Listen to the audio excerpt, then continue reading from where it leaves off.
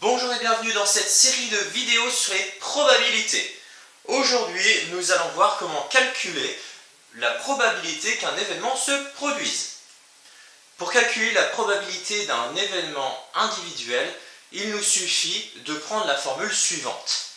La probabilité est égale au nombre de fois que notre situation convient sur le nombre de possibilités totales. Prenons un exemple tout simple. Je lance un dé. Quelle est la probabilité que mon dé arrive sur un nombre pair?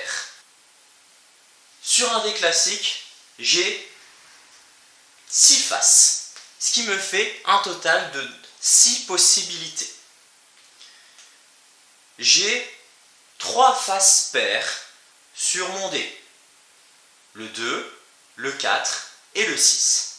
Donc j'ai 3 possibilités qui conviennent sur 6. Je n'ai plus qu'à calculer, cela me fait 0,5.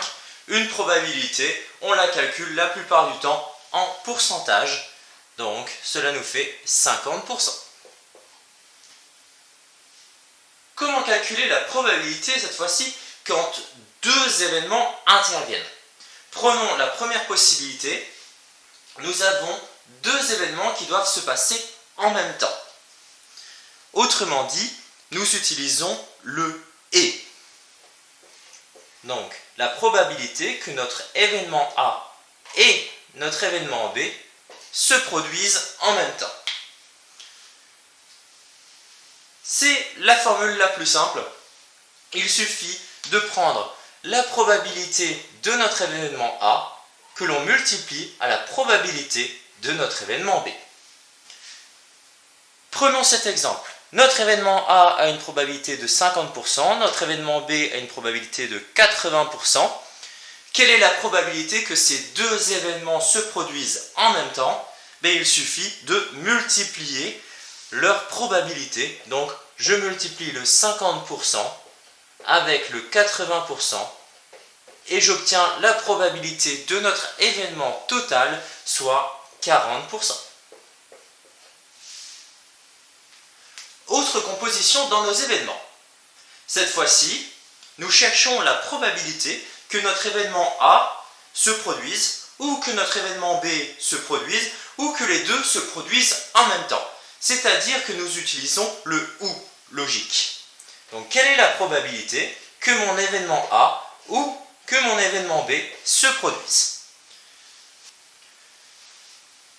Pour calculer cela, nous prenons la probabilité de notre événement A, nous ajoutons la probabilité de notre événement B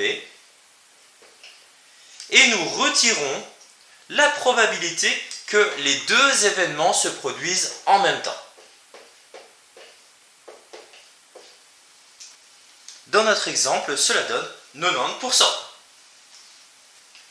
Dernière possibilité de composition entre deux événements. Nous voulons calculer la probabilité qu'un événement se produise, mais pas le deuxième. Donc, quelle est la probabilité que mon événement A se produise, mais pas mon événement B?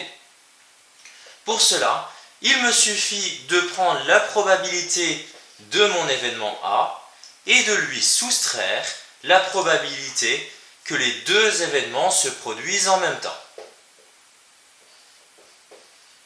Dans notre exemple, cela nous donne 10%. Merci de ton attention et à bientôt pour une nouvelle vidéo de maths.